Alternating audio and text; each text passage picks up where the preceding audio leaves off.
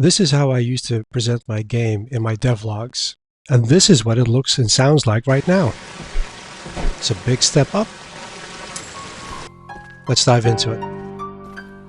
Hey everyone, this is Jan, and you're watching a little daily indie game dev update for Thursday already, Thursday the 13th of August 2026. 2 weeks ago, I had the pleasure of going to the expo right here in Manila, and it was quite the experience from which I actually walked away with quite a lot of insights. Some things you just don't get sitting at home toiling away on your own little game until you are confronted with an enormous room full of people doing the exact same thing, which is both super exciting and a little daunting to step into.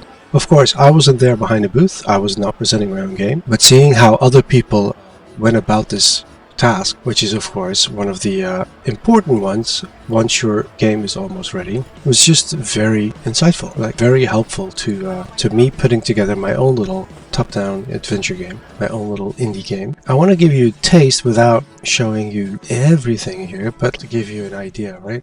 Just imagine your own game is one of the games in one of these little boxes with just a tiny blurb and your information. You only get 3 pictures, and that is going to be the cover art, and that is going to be 2 gameplay art. And if you have a very intense game, you can imagine that a tiny picture like this is not going to help your cause at all, right? As I got to sit down at some of the booths, I got to see different indie game developers, from all walks of life here in the Philippines, from different skill levels, from students with their school presenting their student project to people like myself who have been making something for years in their spare time and now are ready to present it, to professional teams or just groups of friends who are trying to break into the industry for the first time, or companies from abroad with a local representative, like some of the Korean games I saw. I saw people from the Tokyo Game Show that were also there to promote their expo. It was really like a very wide range of game developers, and sitting down at a lot of games with such a wide range, like you notice that there's just this thing, like when you sit down to have a quick go at a game, you're in a very different mindset than when you've actually bought a game and you're like excited about it because it's something that you know that you like and you're going to give it a shot and you want to get your money's worth, so you're going to give it at least like an hour, right? But if you're going to be playing a lot of games that you're not sure what they are at all, you're not even sure if it's your thing, but it looks kind of interesting, that's why you're sitting down and the people are friendly, your expectations are very different, and there are things that can work or not work in an exposition setting that, can leave a lasting impression, whether it's good or bad, right? Like when I actually put out the video at the time, there was one game in particular where I could really relate to this guy, like making this interactive story, and that was really what he wanted to do, and like making like very comic book style art, like a pen and paper, scanning it directly in, totally something I would do. And his game was just so slow paced, and you're sitting in this like intense environment with like lots of people talking and shouting and like lots of games trying to get your attention, and then the demo of this game was so slow to the point that even the transitions from one scene to the next, just the fade to black, was like, what is happening? Come on. And I gave the suggestion, like, you might want to speed this up a little bit, but is that fair on that game? No, not at all. Of course not. That is what I mean. The setting and where you are and the fact that you're going to be moving from booth to booth can change how you perceive that game, positive or negative, right? There were games that we played that were multiplayer, instant fun, very easy to understand, didn't need a lot of explanation, and so within a minute you're having a good time with someone else, and that is a positive thing. But then, is that the kind of game that I want to buy and then play over and over again? Well, it could just be that 1 minute, that's it, like chewing up, like that was a good time and that's it. There's no more challenge, like they didn't develop anything beyond that, but it leaves a good impression. Of course, as I went from booth to booth and I saw some very good looking games, like really, really nice art based on Filipino mythology and all sorts of like urban legends and scary creatures, just like really cool stuff. I really walked away with, man, could I sit here at a booth and could I present my game? Is my game at this point in time ready? Like, I knew the answer was no, but if I'd be generous to myself and see that there's also a lot of students who had really basic prototypes of games where you could see what the gameplay is that they were aiming for, but a lot of the presentation was sorely lacking. You know, I don't want to say like they gray boxed it, where, you know, it's just boxes. It looked better than that, but they constantly had to intervene with me just flailing about, like not knowing at all what to do. Like there was no instruction on screen, absolutely nothing. I couldn't even figure out what were probably very standard PC controls, you know, beyond WASD and mouse, that's it.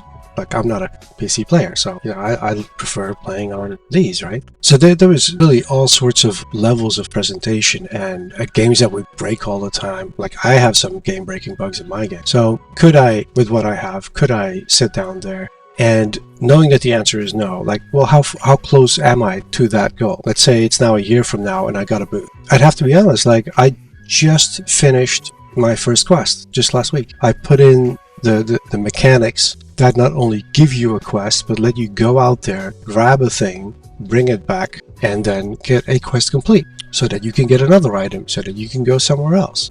I just put that in. So as far as the demo goes, like, I would now be at the point where someone can play around and then complete that first little quest that you do in the opening moments of the game.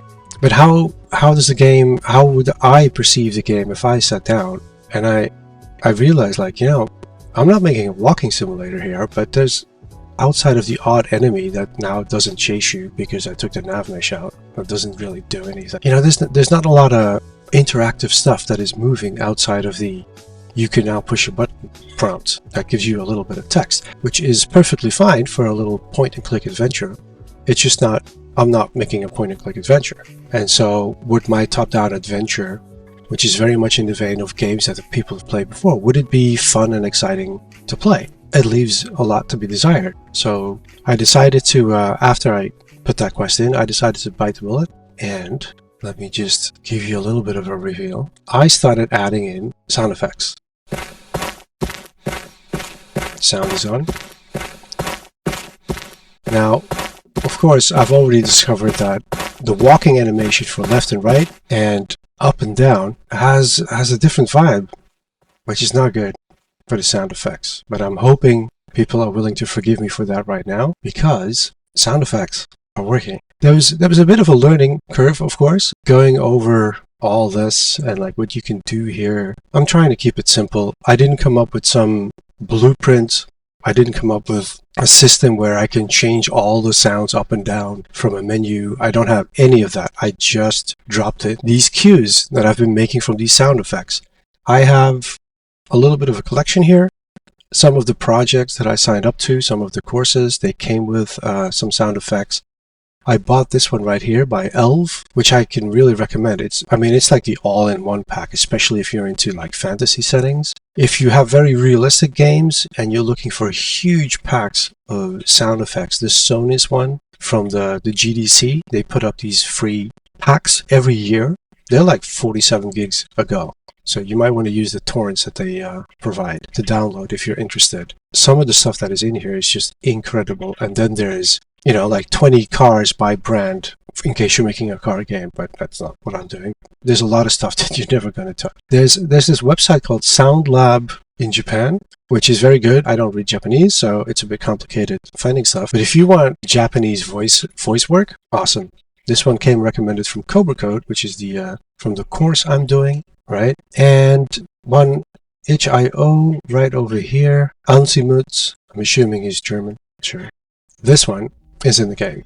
Now, all the sounds that I'm using, as with everything that I've been putting in this game, there are things that I'm very proud of, like there's a lot of map making here that I'm quite happy with, but then there's a whole bunch of map making here that is a little crude. So everything is a work in progress. And I'm taking the same approach with my sound design. This is to get something up and running. This is to get me in the habit of keeping that layer of sound on my mind as I'm developing an area, because it is a whole another skill set to make sure that the world sounds alive and that you don't have, well, I don't want to say dead zones, but like areas that don't make sense with the level of sound design that I've added, right?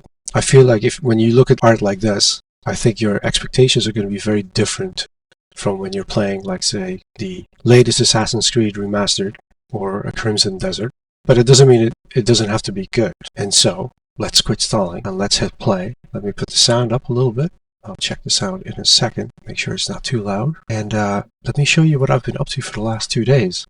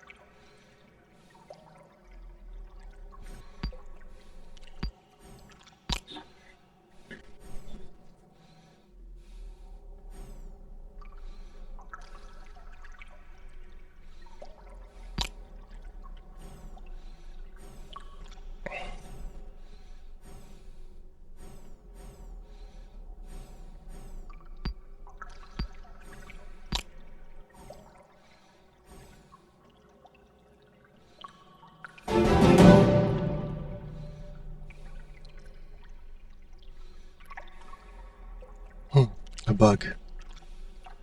There's my message.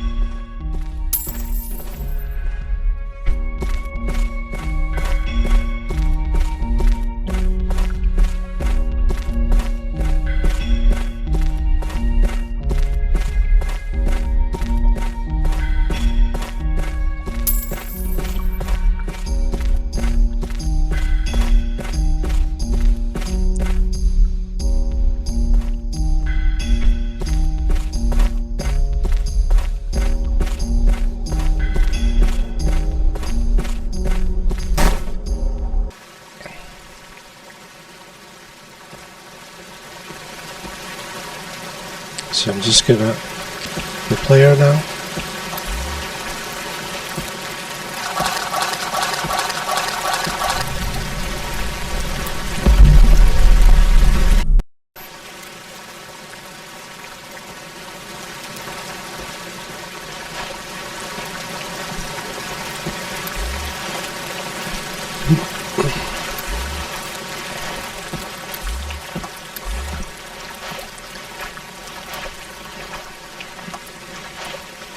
So I actually made a recording yesterday and it was at 10 frames a second, which is why I didn't post the video.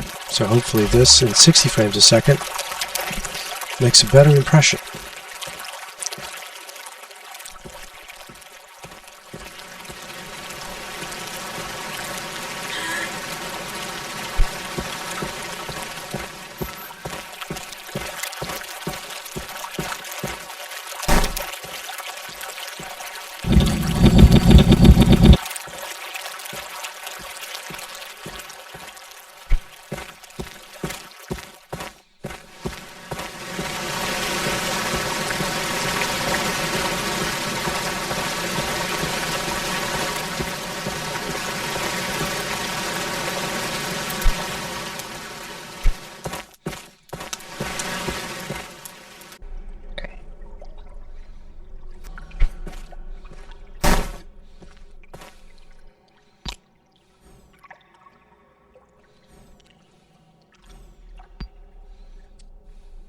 I might have to silence that breathing.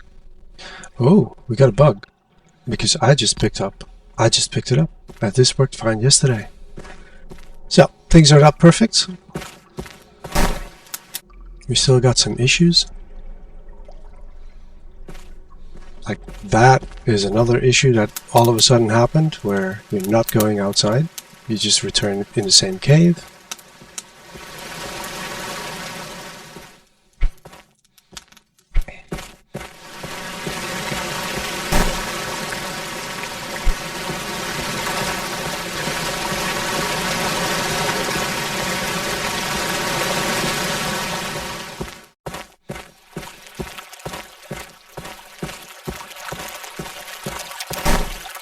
So there's the lady here to talk to.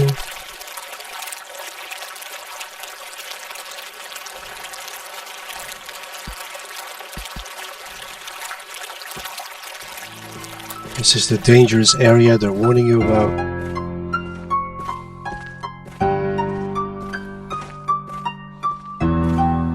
It should be too deadly for you to pass through.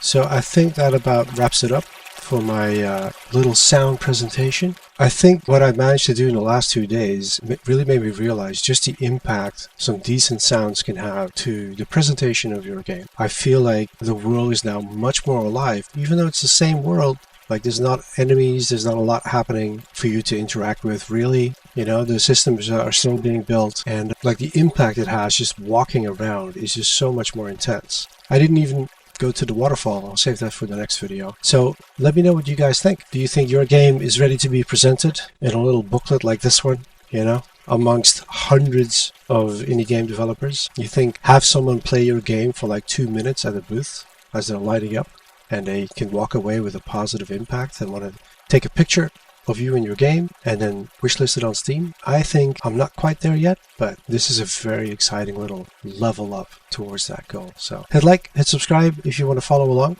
and let me know in the comments what you think of this sound design. Catch you in the next one. Cheers.